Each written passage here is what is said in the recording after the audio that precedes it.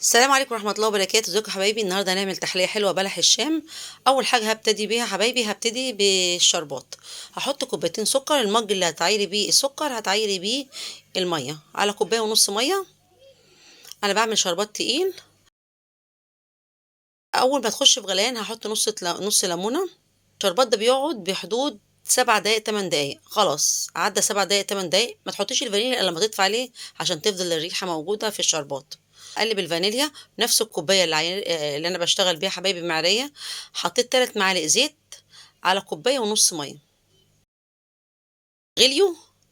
ضفت الدقيق مع رشه ملح مع معلقه سكر. ليه بتحط سكر يا امال؟ السكر بيديكي لون ذهبي قوي وبيقرمش في بلح الشام. بلح الشام بقى من الحاجات الرمضانيه، هو والزلابيه والخشاف. فهعمل لك حاجه كده. هفضل اقلب لغايه ما تتعمل معايا كوره، وبعد كده هعجنها لغايه ما اضيع الدقيق منها خالص. اديني عجنتها حبايبي وضيعت الدقيق. هبتدي بقى هضيف البيض.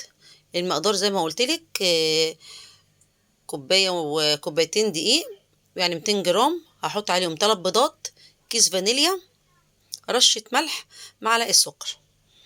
زي ما عملت الاول، الميه غليت على النار وضفت الدقيق وقلبت وعجنت. وبضيف بيضه بيضه.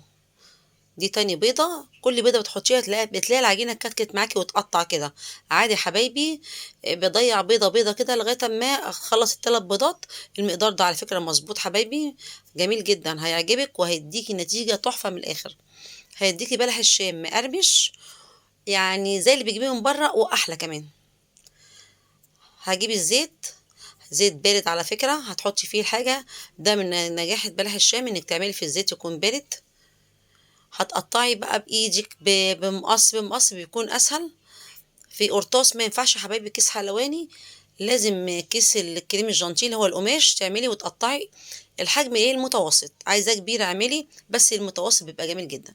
شايفين يا حبايبي؟ بوريكي الشربات بيبقى تقيل كده وحلو. الشربات ده للكنافه، للبقلاوه، للخشاف، لحاجات كتيره بيتعمل فيه.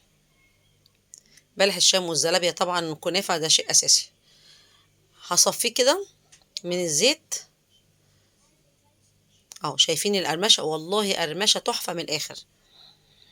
هقلب بقى كده الشربات في الطبق خالص. وبعد كده هجيب طبق عليه مصفى.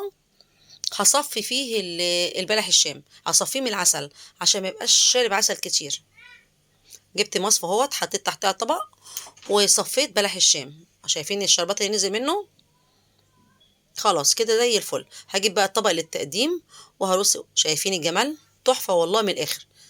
طالع مقرمش وتحفة. الكوبايتين دي عملوا لي كيلو الا ربع زلابية.